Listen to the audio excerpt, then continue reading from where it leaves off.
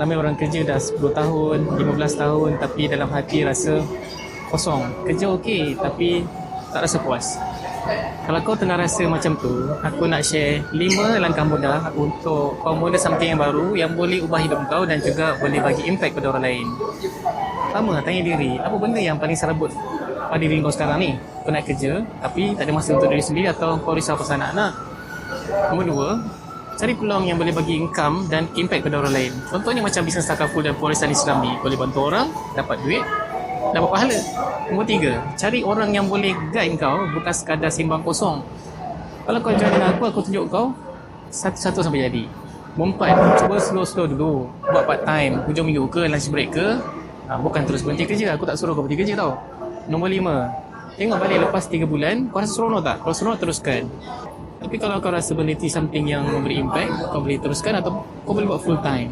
Okay, apa-apa pun kau boleh DM aku kalau kau minat dengan opportunity ni. Boleh follow aku di social media. Mana tahu dalam banyak-banyak konten aku tu akan mengubah hidup kau. Okay,